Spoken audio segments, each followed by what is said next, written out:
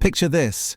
A merchant in medieval Florence hands a bag of gold to a banker and receives a piece of paper in return.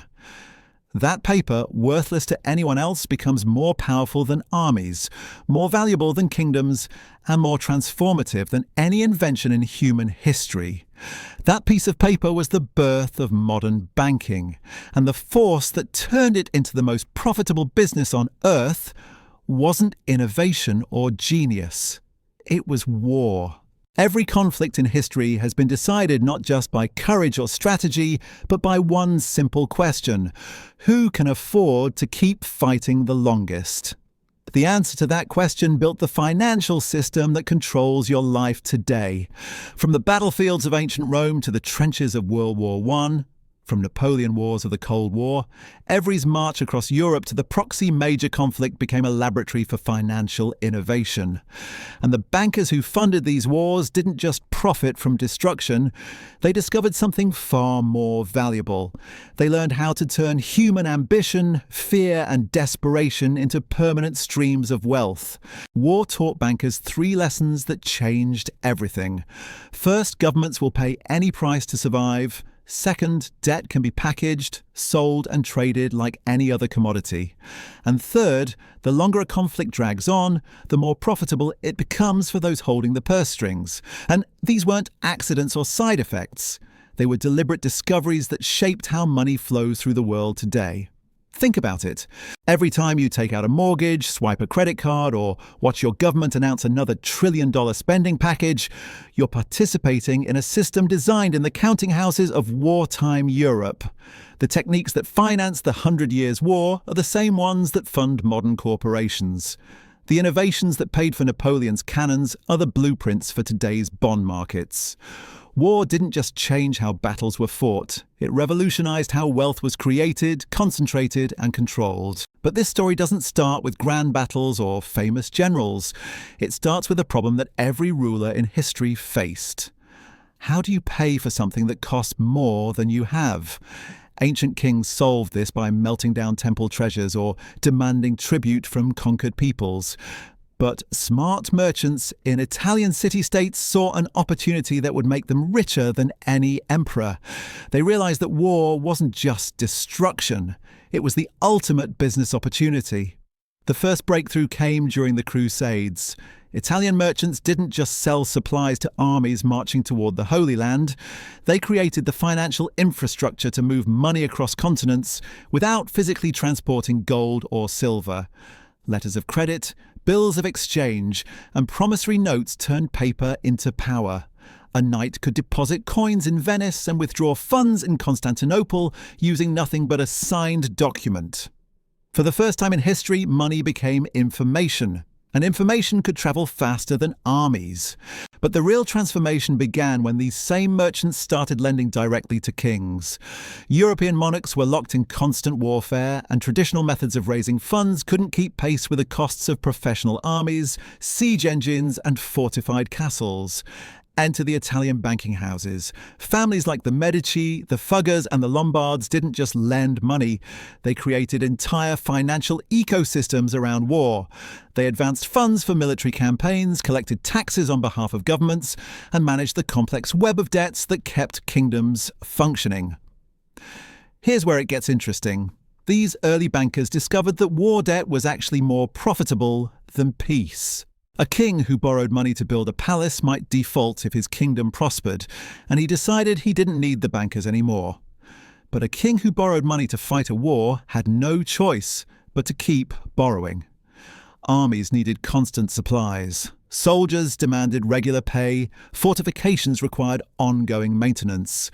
War created a cycle of dependency that made rulers permanently indebted to their financial backers. The bankers learned to manage this carefully. They never lent so much that a kingdom would collapse entirely. That would mean losing their investment. But they also never lent so little that wars would end quickly. The sweet spot was keeping conflicts going just long enough to maximize the interest payments while ensuring their clients could eventually repay. This wasn't accidental. It was a deliberate strategy that turned warfare into a renewable resource for generating wealth. By the time the Renaissance reached its peak, banking families had become more powerful than many of the monarchs they served. They had discovered the secret that would define finance for the next 5 centuries. War wasn't just profitable during the fighting, it was profitable forever. Every conflict created new debts, new dependencies, and new opportunities to expand their influence. The financial innovations born from military necessity became the foundation of commercial banking, international trade, and eventually the global economy we know today. The Dutch Republic changed everything. When they declared independence from Spain in the late 16th century, they faced an impossible challenge. How does a collection of merchant cities defeat the most powerful empire in Europe? The Spanish had vast armies, endless gold from the Americas, and centuries of military dominance. The Dutch had something else. They had bankers who understood that war wasn't just about soldiers and ships. It was about credit. The Dutch invented the bond market. Instead of borrowing from a handful of wealthy families, they sold pieces of their national debt to thousands of ordinary citizens. Merchants, shopkeepers, and craftsmen could buy government bonds and receive regular interest payments. Suddenly, the entire population had a financial stake in military victory. This wasn't just patriotism, it was profit. Every citizen became a creditor to the state, creating a web of financial incentives that made surrender unthinkable. But here's the genius part. These bonds could be traded. If you needed cash quickly, you could sell your government debt to someone else at market price. This created something entirely new in human history, a liquid market for war debt. Investors could buy and sell the financial obligations of nations like they were trading grain or cloth. War became a commodity that could be priced, packaged, and distributed to anyone with money to invest. The results were staggering. The Dutch Republic, with a fraction of Spain's population and resources, fought the most powerful empire on earth to a standstill. They did it by turning their entire economy into a war machine funded by public debt. Spanish armies might win individual battles, but Dutch bankers could always raise more money for the next campaign. The conflict dragged on for 80 years, and every year made the Dutch financial system stronger and more sophisticated. Other nations watched and learned. England was the first to copy the Dutch model, creating the Bank of England in 1694, specifically to manage government war debt. The French followed with their own experiments in public finance. But the real breakthrough came when these systems began competing against each other. The War of Spanish Succession, the 7 Years' War, the Napoleonic conflicts. Each became a contest not just of military strategy, but of financial endurance. Victory went to whoever could keep borrowing longest. The bankers who managed these systems discovered something remarkable. War debt never really needed to be repaid. As long as governments could make their interest payments, creditors were happy to roll over the principal indefinitely. A bond issued to fund a campaign against Louis XIV could still be generating interest payments 2 centuries later. Debt became immortal. It outlived the kings who borrowed it, the wars that justified it, and the bankers who originally issued it. But the interest payments continued forever. This created a new class of people who lived entirely off the financial obligations of others. Rentiers, they were called. Individuals and institutions whose wealth came not from producing anything, but from owning pieces of government debt. They had no interest in wars ending quickly.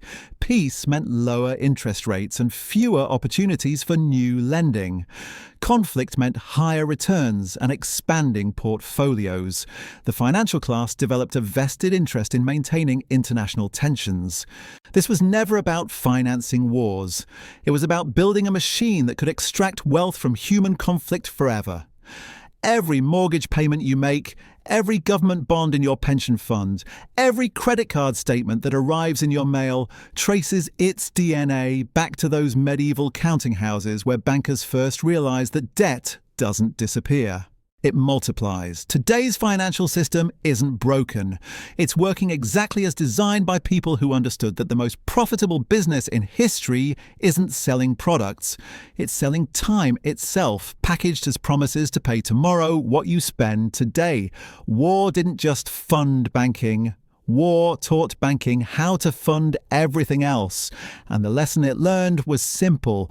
Keep people borrowing, keep governments spending, and keep the payments flowing forever. That's the real victory. That's the business model that conquered the world.